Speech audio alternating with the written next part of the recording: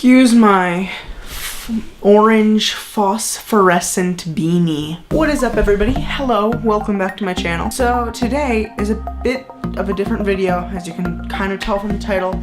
I'm going to be reviewing a musical. I'm also decided that when I am reviewing musicals and stuff and talking about musicals, I'm gonna be in this corner for no reason. I just think that I should be. So today we will be reviewing Frozen, the Broadway musical.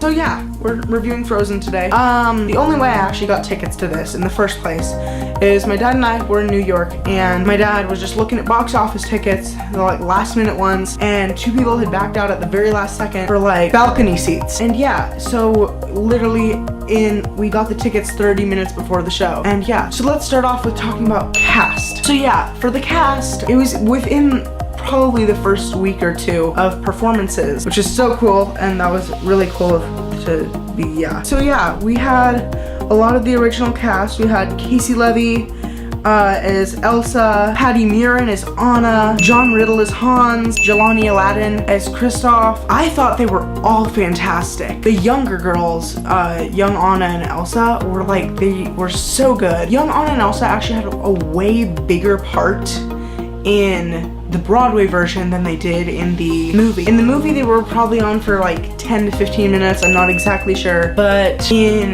the Broadway version, they were there for probably the first 30 minutes of the show. It gave them a lot bigger of a role, and I actually really enjoyed it. I thought it gave them more character development. It gave a little bit more context for why Elsa and Anna did what they did in the future. I don't know, I thought that it was an extremely good thing for them to add more to that plot point of the prologue. Obviously, Casey Levy, Patty Murin were both absolutely fantastic. I thought that they were both extremely good. I thought that all of it was really good. I saw the original cast, which was so cool. But yeah, let's move on to plot. So, as you know, the plot is basically the same as the movie. Girl with snow powers accidentally hurts her sister. Sister's memory gets erased. She accidentally shows her at her coronation.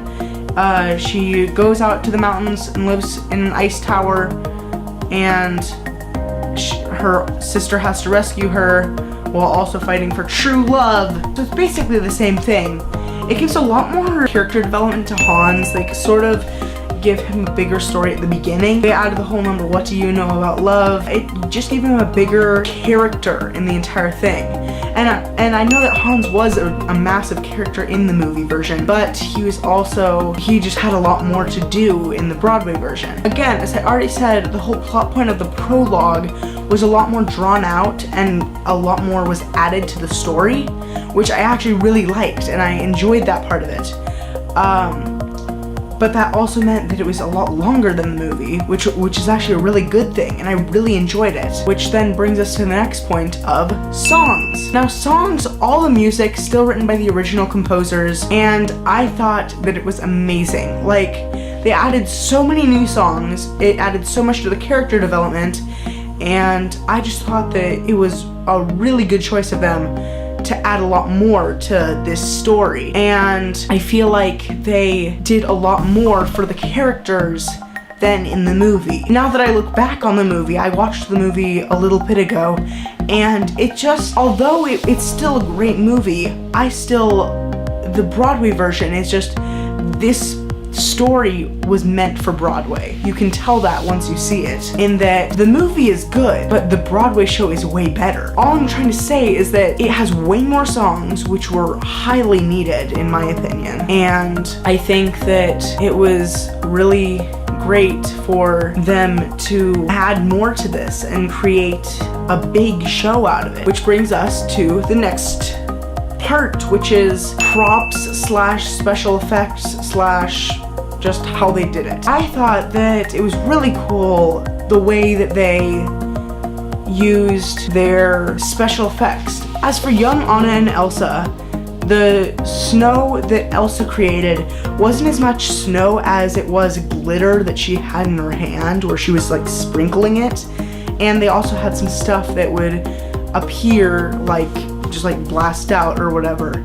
I'm not really sure 100% like what it was, but like it was like some sort of like glitter stuff that she was sprinkling, which adds to the plot point that her powers are getting much stronger. As for the older Elsa at the coronation Elsa, when she does do her huge ice swoop or whatever, it's a large ice sheet thing that comes from off stage like really quickly. So they actually used the proscenium a lot in the projection of the ice effects, in that when she freezes Arendelle, she does her freezy thing, the ice comes on, and a projection goes all across the proscenium that freezes it over. And when the curse is broken or whatever, and Arendelle's not frozen anymore, the proscenium ceases to be ice. One thing that I'm not really sure what category to put it in, I probably should have put it in like character development or something, is that instead of having the rock trolls in this version, I'm not 100% sure, I wish I could remember what they're called, but instead of having rock trolls, they're like these magical people with like tails and like tattoos and glowing necklaces and stuff. I could definitely see why they did this. I mean, like, rock trolls is a very hard stunt to pull off, I guess. And obviously they wanted to make it more realistic. So they made it magical people instead of rock trolls. So I just wanted to add that in there, just so you guys know. And yeah, I thought the music was really good. I thought the acting was really good. I don't even really have any complaints. Like, this is actually probably one of my favorite Broadway musicals that I've ever seen. But yeah, so I'm pretty sure that's kind of it. So thank you guys so much for watching. If you want more videos like this, like Broadway reviews or show reviews or anything like that, make sure to give it a nice thumbs up. Make sure to hit that subscribe button, that notification bell, and follow me on Instagram, Caleb Frederick Videos, and I will see you in the next video. Thank you guys so much for watching. Bye.